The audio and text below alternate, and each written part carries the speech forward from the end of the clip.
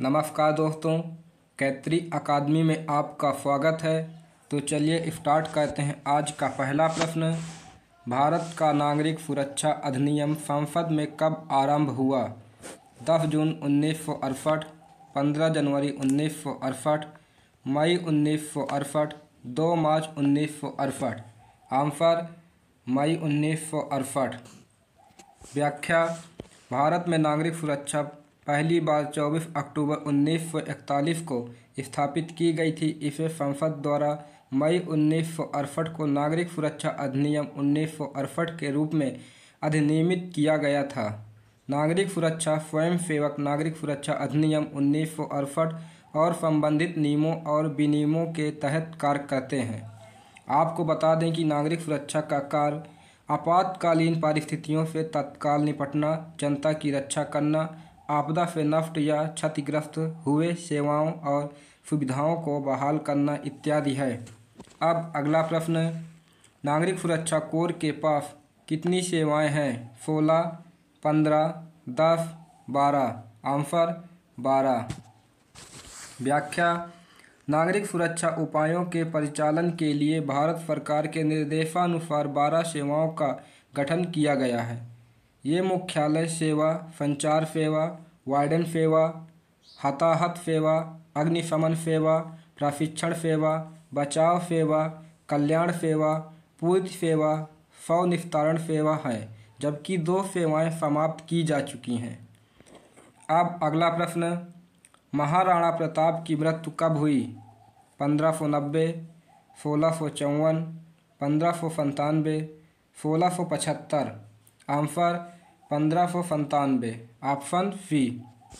व्याख्या, महाराणा प्रताप का निधन 19 जनवरी 1597 में हुआ था, जबकि महाराणा प्रताप का मेवाड़ के कुंभलगढ़ में जन्म 9 मई 1540 को हुआ था।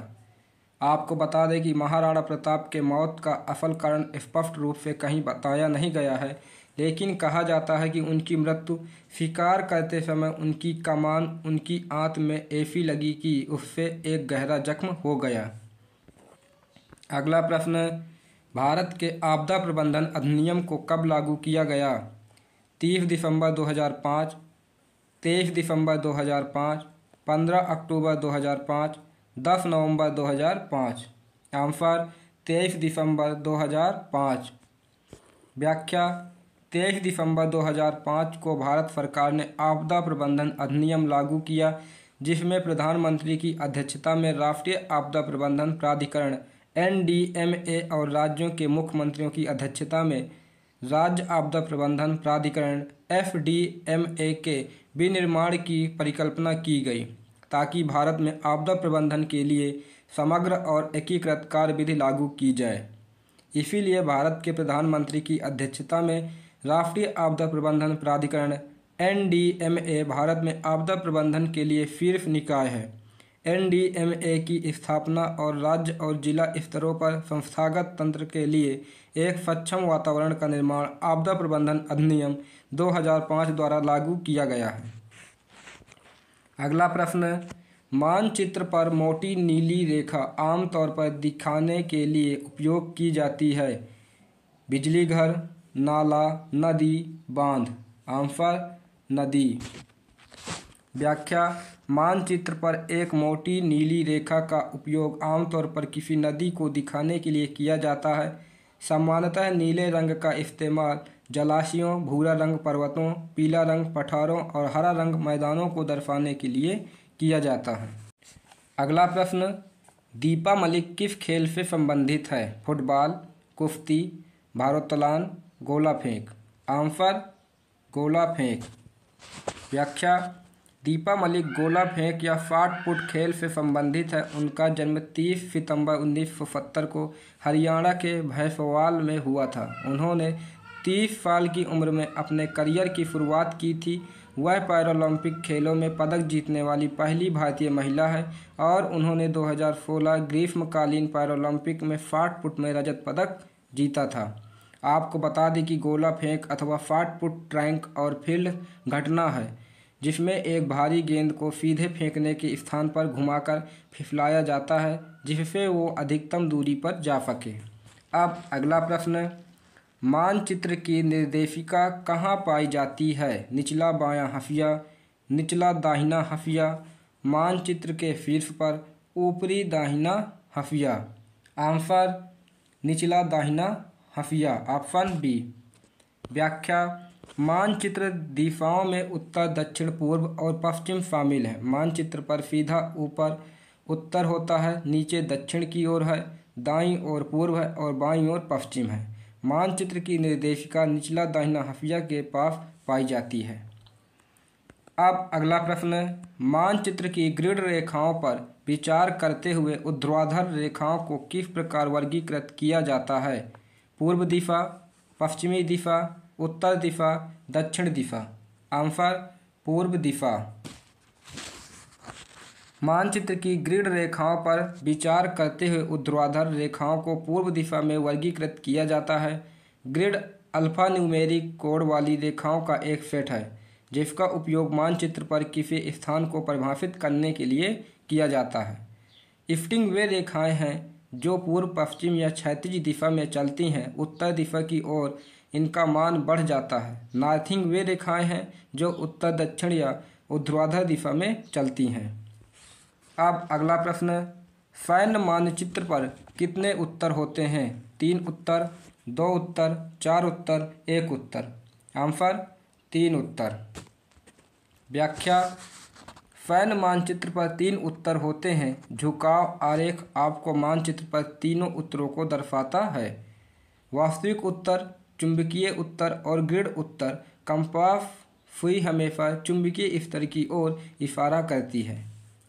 अब अगला प्रश्न, दूरी निर्धारण की कितनी विधियां हैं? 2 विधियां, 4 विधियां, 3 विधियां, 6 विधियां। आंसर 6 विधियां। व्याख्या, दूरियां निर्धारित करने की 6 बुनियादी विधियां unit of measure, appearance method, section average की, रेंज, हाल्विंग, ब्रैकेटिंग हैं। अब अगला प्रश्न, मानचित्र पर वह प्रतीक जो पृथ्वी कई सतह पर मानवीय और भौतिक विशेषताओं को दर्शाता है उसे किस प्रकार वर्गीकृत किया गया है? निर्देशिका, ग्रिड, कुंजी, ए और सी दोनों। आंसर निर्देशिका, ऑप्शन ए। मानव और भौतिक विशेषताओं को दर्शाने के लिए मानचित्र पर विभिन्न प्रतीकों का प्रतिनिधित्व किया जाता है जिन्हें निर्देशिका के रूप में वर्गीकृत किया जाता है। अब अगला प्रश्न, जमीन के कितने प्रकार होते हैं? 5 प्रकार, 4 प्रकार, 6 प्रकार, 3 प्रकार। आंसर 4 प्रकार। व्याख्या, जमीन के 4 प्रकार होते हैं जिसमें समतल जमीन, ओपन ग्राउंड जिसे कहते हैं, ऊंची ज़मीन, हाई ग्राउंड, दबी हुई ज़मीन, डेड ग्राउंड और टूटी फूटी ज़मीन जिसे ब्रोकन ग्राउंड कहते हैं। अब अगला प्रश्न, 1971 से पहले बांग्लादेश को क्या कहा जाता था? पश्चिमी पाकिस्तान, पूर्वी पाकिस्तान, उत्तरी पाकिस्तान, दक्षिणी पाकिस्तान। आंसर पूर्वी पाकिस्तान।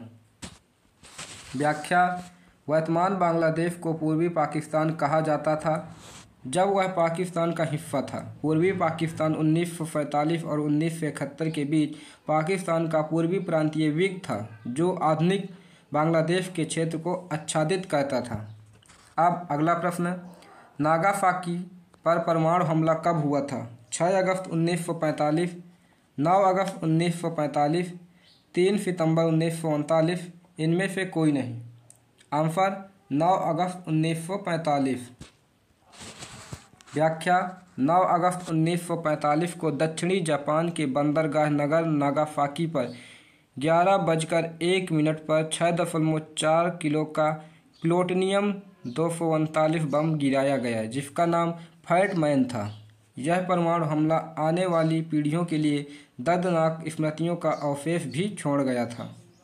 अब अगला प्रश्न, राइफलमैन संजय कुमार भारतीय सेना की किस बटालियन से हैं? 08 JAK 5, 11 Jat 4, 13 JAK RIF 6, 12 JAK RIF 3। Answer 13JAK RIF fix. Option C. व्याख्या। जम्मू और कश्मीर राइफल्स की 13वीं बटालियन में राज्य संजय कुमार एक राइफलमैन के रूप में भारतीय सेना में भर्ती हुए थे। अब अगला प्रश्न, मानचित्र पढ़ने का उद्देश्य क्या है? शत्रु के स्थान के बारे में जानने के लिए, समय के बारे में जानने के लिए, दोनों ए और बी, उपर्युक्त में से कोई नहीं। आंसर शत्रु के स्थान के बारे में जानने के लिए ऑप्शन ए। व्याख्या। मानचित्र पढ़ने का उद्देश्य शत्रु की स्थिति के बारे में जानकारी हासिल करना है। अब अगला प्रश्न, हमें साइकिल चलाने को बढ़ावा देना चाहिए क्योंकि यह डैश डैश डैश है। पर्यावरण के अनुकूल, स्वस्थ, ईंधन बचाता है, उपरोक्त सभी। आंसर उपरोक्त सभी। हमें साइकिल चलाने को बढ़ावा देना चाहिए क्योंकि यह पर्यावरण के अनुकूल, स्वास्थ्य के लिए लाभदायक और ईंधन बचाता है। अब अगला प्रश्न, मानचित्र के ऊपरी भाग पर क्या जानकारी है? प्रकाशन नाम, मानचित्र संख्या, स्केल, दोनों बी और सी। आंसर दोनों बी और सी।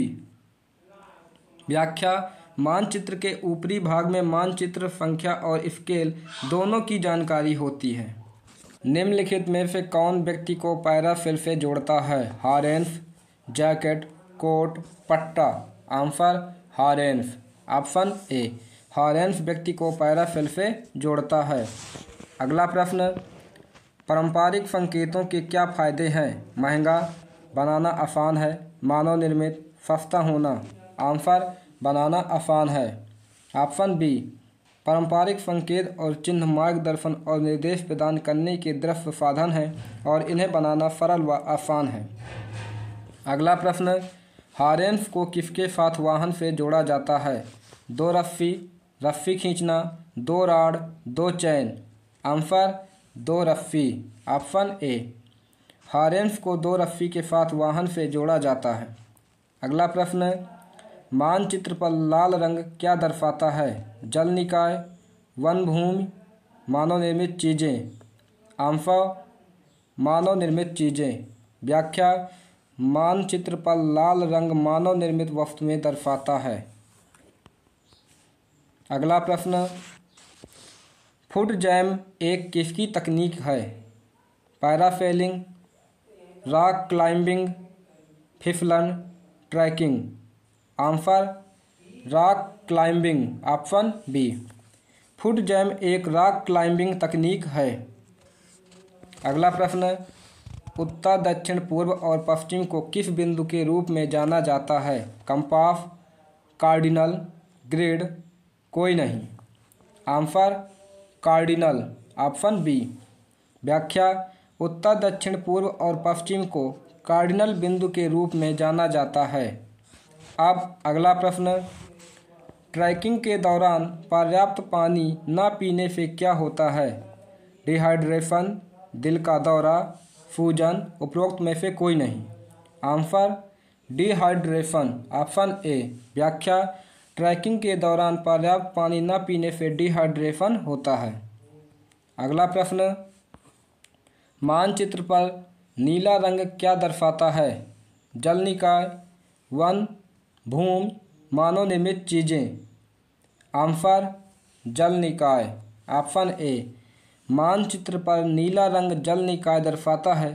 सामान्यतः नीले रंग का इस्तेमाल जलाशयों, भूरा रंग पर्वतों, पीला रंग पठारों और हरा रंग मैदानों को दर्शाने के लिए किया जाता है। अब अगला प्रश्न, ऊंचाई अधिक वाले क्षेत्रों में ट्रैकिंग करने से पहले हमें क्या करना चाहिए? अनुकूलन, निष्पादन, प्रत्यावर्तन, उपरोक्त में से कोई नहीं। आंसर अनुकूलन। अधिक ऊंचाई वाले क्षेत्रों में ट्रैकिंग करने से पहले हमें अनुकूलन करना चाहिए। Option A. अगला प्रश्न, अधिक ऊंचाई वाले क्षेत्रों में ट्रैकिंग करने से पहले हमें क्या करना चाहिए? अनुकूलन, निष्पादन, प्रत्यावर्तन, उपरोक्त में से कोई नहीं। आंसर अनुकूलन। व्याख्या। अधिक ऊंचाई वाले क्षेत्रों में ट्रैकिंग करने से पहले हमें उचित अनुकूलन करना चाहिए। अब अगला प्रश्न, मानचित्र जो अलग अलग देशों को एक सीमा से अलग दिखाते हैं क्या कहलाते हैं? राजनीतिक मानचित्र, प्राकृतिक मानचित्र, आर्थिक मानचित्र, विषयगत मानचित्र। आंसर राजनीतिक मानचित्र, ऑप्शन ए। व्याख्या। राजनीतिक मानचित्र जो अलग अलग देशों को एक सीमा से अलग दिखाते हैं। पॉलिटिक मैप मुख्य तौर पर सीमाओं, राज्यों, शहरों, राजधानी, दुनिया या फिर महाद्वीपों को प्रदर्शित करते हैं। इन्हें देशों की वास्तविक राजनीतिक सीमाओं के आधार पर दर्शाया जाता है। अगला प्रश्न, अनुमान विधि का उपयोग किससे वस्तुओं की पहचान करने के लिए किया जाता है? जमीन का नक्शा, ग्राउंड टू मैप, दोनों ए और बी, इनमें से कोई नहीं। आंसर जमीन का नक्शा। अनुमान विधि का उपयोग जमीन का नक्शा से वस्तुओं की पहचान करने के लिए किया जाता है। अगला प्रश्न, कौन सा मानचित्र एक मोबाइल ऐप के रूप में उपलब्ध है? मुकाबला, गूगल, राजनीतिक, एप्पल। Answer Google. गूगल मानचित्र एक मोबाइल ऐप के रूप में उपलब्ध है। गूगल मैप्स गूगल की एक वेब और मोबाइल एप्लीकेशन आधारित मैपिंग सेवा है। अगला प्रश्न, निम्नलिखित में से कौन सा जल खेल है? Skateboarding, trekking, river rafting, paragliding. Answer river rafting, option C. River rafting जल खेल है। नदियों के कुछ खंडों पर राफ्टिंग एक चरम खेल माना जाता है। राफ्टिंग भी दुनिया भर में प्रचलित एक प्रतिस्पर्धा खेल है जिसका समापन भाग लेने वाले देशों के बीच विश्व राफ्टिंग चैंपियनशिप प्रतियोगिता में होता है। अगला प्रश्न, ग्रिड नॉर्थ और ट्रू नॉर्थ के बीच कोणीय अंतर क्या कहलाता है? उत्तर अभिसरण, ग्रिड अभिसरण, चुंबकीय अभिसरण, कंपास अभिसरण। आंसर चुंबकीय अभिसरण। व्याख्या। ग्रिड नॉर्थ और ट्रू नॉर्थ के बीच कोणीय अंतर चुंबकीय अभिसरण है, अर्थात वास्तविक उत्तर और चुंबकीय उत्तर के बीच क्षैतिज कोणीय अंतर को चुंबकीय भिन्नता या झुकाव कहा जाता है। अगला प्रश्न, मानचित्र पर स्वयं की स्थिति ज्ञात करने के लिए किस विधि का उपयोग किया जाता है? निरीक्षण विधि, कंपास विधि, उच्छेदन विधि, उपर्युक्त सभी। आंसर उपर्युक्त सभी।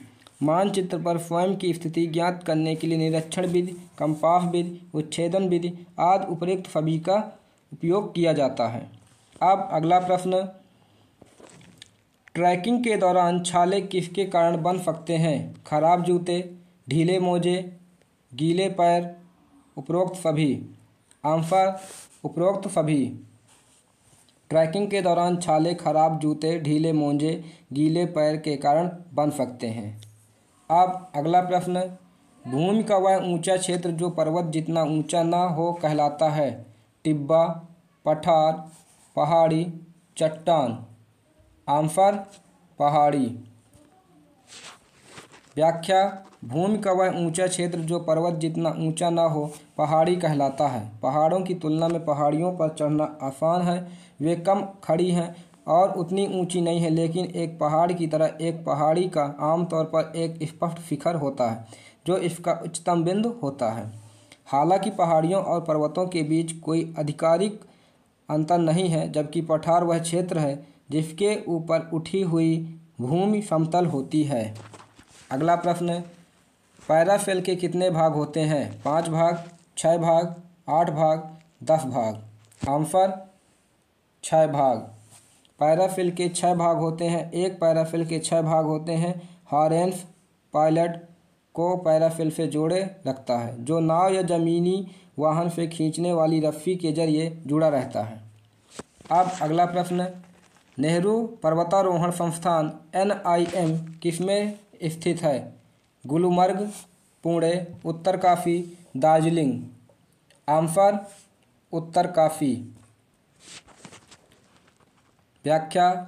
नेहरू पर्वतारोहण संस्थान NIM उत्तरकाशी में स्थित है। उत्तराखंड के उत्तरकाशी में नेहरू पर्वतारोहण संस्थान NIM इंडिया एक संस्थान है जिसकी स्थापना 14 नवंबर 1965 को हुई थी। इस संस्थान का गठन भारत के पहले प्रधानमंत्री जवाहरलाल नेहरू की इच्छा का समापन करने के लिए किया गया था। अगला प्रश्न, चट्टान का ऊंचा अत्यधिक ढाल वाला क्षेत्र कहलाता है? टिब्बा, पठार, पहाड़ी, Cliff. Answer Cliff, option D. व्याख्या, चट्टान का ऊंचा अत्यधिक ढाल वाला क्षेत्र क्लिफ कहलाता है। चट्टान का एक क्षेत्र है जिसका एक समानतः कोण ऊर्ध्वाधर या लगभग लंबवतः द्वारा परिभाषित होता है।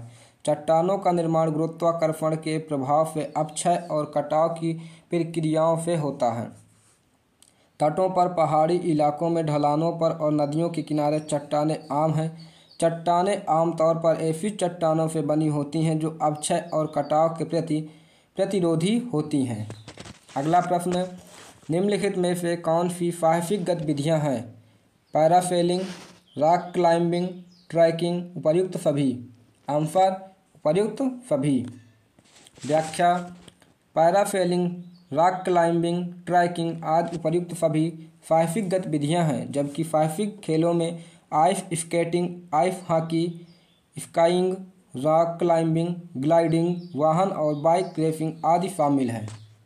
अब अगला प्रश्न, भूमि में उतार चढ़ाव के कारण पर्यवेक्षक से छिपा हुआ भूमि क्षेत्र कहलाता है? टिब्बा, मृतभूमि, पहाड़ी, चट्टान। आंसर मृतभूमि। भूमि में उतार चढ़ाव के कारण पर्यवेक्षक से छिपा हुआ भूमि क्षेत्र मृतभूमि कहलाता है। अगला प्रश्न, किसी वाहन द्वारा विशेष रूप से डिजाइन की गई छतरी से जुड़े रहने को खींचे जाने को डैश डैश क्या कहा जाता है? पैराग्लाइडिंग, हैंग ग्लाइडिंग, पैरासेलिंग, रस्सी खींचना। Answer parasailing, option C. व्याख्या, किसी वाहन द्वारा विशेष रूप से डिजाइन की गई छतरी से जुड़े रहने को खींचे जाने को पैरासेलिंग कहा जाता है। अगला प्रश्न, पर्वत के ऊंचे बिंदुओं से मिलने वाली रेखा क्या कहलाती है? टिब्बा, शिखा, पहाड़ी, चट्टान। आंसर शिखा। पर्वत के ऊंचे बिंदुओं से मिलने वाली रेखा शिखा कहलाती है। अगला प्रश्न, निम्नलिखित में से कौन एक कागज पर भूमि का भौगोलिक प्रतिनिधित्व है? भूमि, पेपर, GPS, मानचित्र। आंसर मानचित्र। मानचित्र एक कागज पर भूमि को भौगोलिक प्रतिनिधित्व है। सिर की चोटों से बचने के लिए पैरासेलर को हमेशा डैश डैश पहनना चाहिए? जूते, हेलमेट, गर्दन का ब्रेस, चश्मा। Answer helmet, option B. व्याख्या, सिर की चोटों से बचने के लिए पैरासेलर को हमेशा हेलमेट पहनना चाहिए। अगला प्रश्न, किसका उपयोग हेलीकॉप्टर से सैनिकों को तैनात करने के लिए किया जाता है जहां यह उतर नहीं सकता है? फिसलना, फिसलन, फिसलन, रोपिंग। आंसर फिसलन, ऑप्शन सी। फिसलन का उपयोग हेलीकॉप्टर से सैनिकों को तैनात करने के लिए किया जाता है जहां हेलीकॉप्टर उतर नहीं सकता है। अब अगला प्रश्न, जमीन पर मानचित्र का पता लगाने के लिए वस्तुओं की पहचान करने के लिए कितनी विधियों का उपयोग किया जाता है? 2 विधियों, 4 विधियों, 3 विधियों, 5 विधियों। आंसर 3 विधियों। व्याख्या, जमीन पर मानचित्र का पता लगाने के लिए वस्तुओं की पहचान करने के लिए 3 विधियों का उपयोग किया जाता है। कार्टोग्राफी के अंतर्गत ग्लोब की अक्षांश एवं देशांतर रेखाओं को समतल धरातल कागज पर स्थानांतरित करने की विधि को मानचित्र प्रक्षेप कहते हैं। अब अगला प्रश्न, हमें फिसलते समय हमेशा क्या पहनना चाहिए? गर्दन का ब्रेस, हारेंस, चश्मा, दस्ताने। आंसर दस्ताने। हमें फिसलते समय हमेशा दस्ताने पहनना चाहिए। अगला प्रश्न, मानचित्र पर अपनी स्थिति निश्चित करने की सबसे सटीक विधि कौन सी है? जमीन पर मौजूद वस्तुओं द्वारा निरीक्षण विधि, कंपास विधि, ए या सी। आंसर कंपास विधि, ऑप्शन सी। व्याख्या, मानचित्र पर अपनी स्थिति निश्चित करने की सबसे सटीक विधि कंपास विधि है। कोई भी मानचित्र पर विभिन्न विशेषताओं और प्राकृतिक विशेषताओं जैसे भवन, सड़क आदि का वास्तविक आकृति और आकार नहीं बना सकता है, इसलिए उन्हें कुछ अक्षरों, छायांकन, रंगों, चित्रों और रेखाओं का उपयोग करके दर्शाया जाता है। अगला प्रश्न, फिल्टरिंग का उपयोग किन क्षेत्रों में तैनात करने के लिए किया जाता है? छतें, नरम जमीन, असमान मैदान, उपरोक्त सभी। आंसर उपरोक्त सभी। फिल्टरिंग का उपयोग छतें, नरम जमीन, असमान मैदान आदि उपरोक्त सभी क्षेत्रों में तैनात करने के लिए किया जाता है। अगला प्रश्न, निम्नलिखित में से कौन सा मानचित्र स्थापित करने की एक विधि है? कंपास द्वारा, जमीन पर मौजूद वस्तुओं द्वारा, ए और बी दोनों, उपरोक्त में से कोई नहीं। आंसर ए और बी दोनों, ऑप्शन सी। कंपास द्वारा या फिर जमीन पर मौजूद वस्तुओं द्वारा मानचित्र स्थापित किया जाता है। अगला प्रश्न, अधिकतर किस चित्र ग्रिड संदर्भ का उपयोग किया जाता है? 4 चित्र ग्रिड संदर्भ, 8 चित्र ग्रिड संदर्भ, 6 चित्र ग्रिड संदर्भ, 10 चित्र ग्रिड संदर्भ। आंसर 6 चित्र ग्रिड संदर्भ। 6 अंकीय ग्रिड संदर्भ में 6 संख्याएं होती हैं जो हमें 4 अंकीय संख्या द्वारा दिए गए बॉक्स के अंदर और भी अधिक सटीक स्थान देती है। अब अगला प्रश्न, फिसलन प्रशिक्षण किसकी सहायता से किया जा सकता है? जहाज, विमान, हेलीकॉप्टर, पक्षी। Answer helicopter. व्याख्या, फिसलन प्रशिक्षण हेलीकॉप्टर की सहायता से किया जा सकता है। अगला प्रश्न, मानचित्र पर आमतौर पर लाल बिंदीदार रेखा दर्शाई जाती है। एक सड़क, एक पथ, नदी, पेड़। आंसर पथ। मानचित्र पर आमतौर पर पथ के लिए लाल बिंदीदार रेखा दर्शाई जाती है। अगला प्रश्न, चांदे की सहायता से ग्रिड रेखाओं से मानचित्र पर मापे गए बेरिंग को क्या कहा जाता है? ग्रिड बेरिंग, चुंबकीय असर, सच्चा असर, उपरोक्त में से कोई नहीं। Answer grid bearing, option A. व्याख्या, चांदे की सहायता से ग्रिड रेखाओं से मानचित्र पर मापे गए बेरिंग को ग्रिड बेरिंग कहा जाता है। अगला प्रश्न, नॉट्स और लैशिंग का ज्ञान किस गतिविधि के लिए बहुत महत्वपूर्ण है? पैरासेलिंग, रॉक क्लाइंबिंग, फिसलन, trekking. Answer rock climbing, option B. Knots और लैशिंग का ज्ञान रॉक क्लाइंबिंग गतिविधि के लिए बहुत महत्वपूर्ण है। अब अगला प्रश्न है, बेरिंग को हमेशा किस दिशा में मापा जाता है? दक्षिणावर्त, वामावर्त, कोई भी दिशा, कोई दिशा नहीं।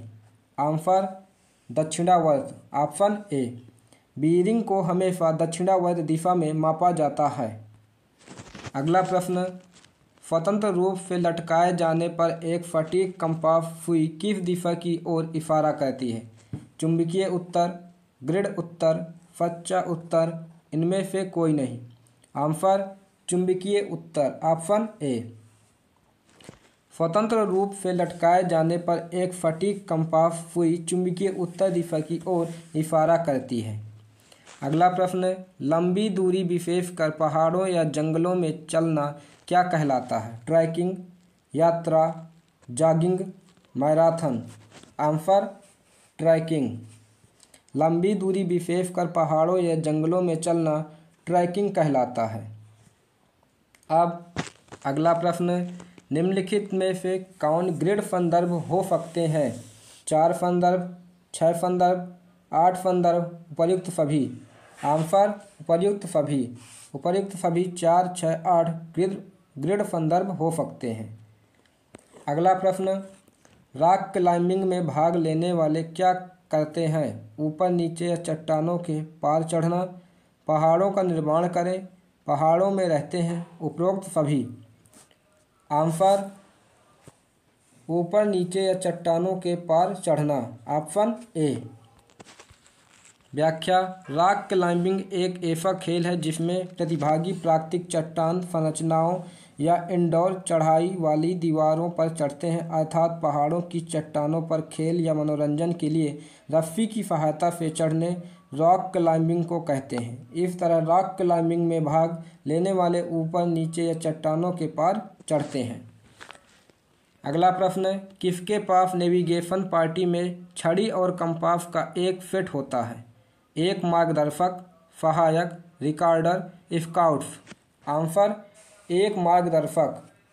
मार्गदर्शक के पास नेविगेशन पार्टी में छड़ी और कंपास का एक सेट होता है। अगला प्रश्न, रॉक क्लाइंबिंग का मुख्य लक्ष्य क्या है? चट्टान से कूदना, किसी चट्टान के शिखर तक पहुंचना, चट्टान पर रहकर अधिक दिन बिताना, उपरोक्त सभी। आंसर किसी चट्टान के शिखर तक पहुंचना, ऑप्शन बी। रॉक क्लाइंबिंग का मुख्य लक्ष्य किसी चट्टानी संरचना के शिखर तक पहुंचना है। अगला प्रश्न, तरल प्रिज्मीय कंपास चिन्ह का कौन सा भाग नहीं है? मिल्डवेन, डायल, प्रिज्म, धागा। आंसर धागा। धागा तरल प्रिज्मीय कंपास चिन्ह का भाग नहीं है। अब अगला प्रश्न, ट्रैकिंग के लिए आवश्यक वस्तुएं क्या हैं? मानचित्र, कंपास, वॉकिंग या ट्रैकिंग स्टिक, उपरोक्त सभी। आंसर उपरोक्त सभी।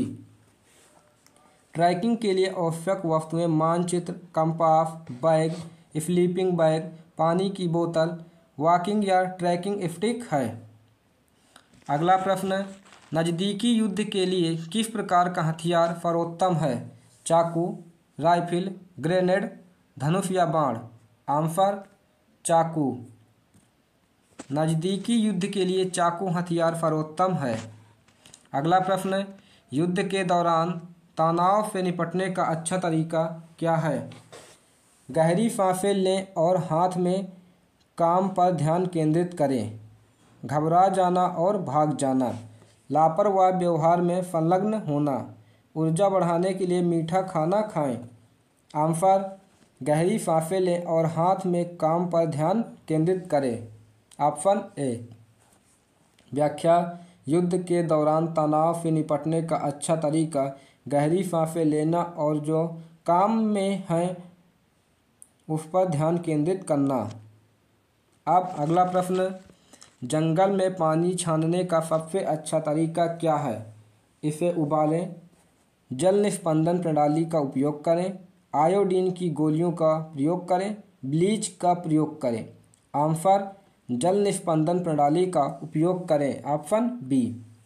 जंगल में पानी छानने का सबसे अच्छा तरीका जल निस्पंदन प्रणाली का प्रयोग करना है। अगला प्रश्न, जीवित रहने की स्थिति में मदद के लिए संकेत देने का सबसे अच्छा तरीका क्या है? सीटी का प्रयोग करें, सूर्य के प्रकाश को प्रतिबिंबित करने के लिए दर्पण का प्रयोग करें, सिग्नल फायर बनाएं, जितना हो सके जोर से चिल्लाओ। आंसर सूर्य के प्रकाश को प्रतिबिंबित करने के लिए दर्पण का प्रयोग करें, ऑप्शन बी। व्याख्या, जीवित रहने की स्थिति में मदद के लिए संकेत देने का सबसे अच्छा तरीका सूर्य के प्रकाश को प्रतिबिंबित करने के लिए दर्पण का प्रयोग करना है। अगला प्रश्न, युद्ध में हेलमेट का प्राथमिक कार्य क्या है? सिर की चोट से सुरक्षा, अन्य सैनिकों के साथ संचार, रात्रि दृष्टि वृद्धि, बेहतर लक्ष्य और सटीकता। आंसर सिर की चोटों से सुरक्षा, ऑप्शन ए।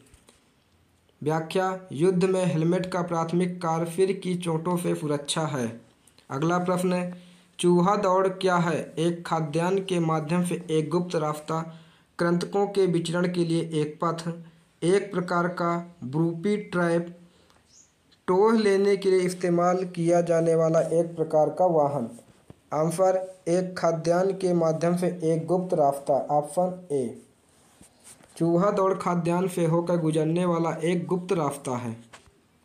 अगला प्रश्न, आग बढ़ने का संकेत देने के लिए आमतौर पर इस्तेमाल किए जाने वाला हाथ का संकेत क्या है? बंद मुट्ठी, अंगूठा उठाया, नीचे की ओर खुली हथेली, अगल बगल से हाथ हिलाना। आंसर अंगूठा उठाया, ऑप्शन बी। आगे बढ़ने का संकेत देने के लिए आमतौर पर इस्तेमाल किया जाने वाला हाथ का संकेत अंगूठा उठा हुआ है। अब अगला प्रश्न है, घात लगाने के लिए किस प्रकार का भूभाग सर्वाधिक अनुकूल होगा? खुले मैदान, घने जंगल, चट्टानी पर्वत, समतल रेगिस्तान। आंसर घने जंगल। घात लगाने के लिए घने जंगल प्रकार का भूभाग सर्वाधिक अनुकूल होगा। अब अगला प्रश्न है, युद्ध के मैदान में रासायनिक हमलों से बचाव का सबसे अच्छा तरीका क्या है?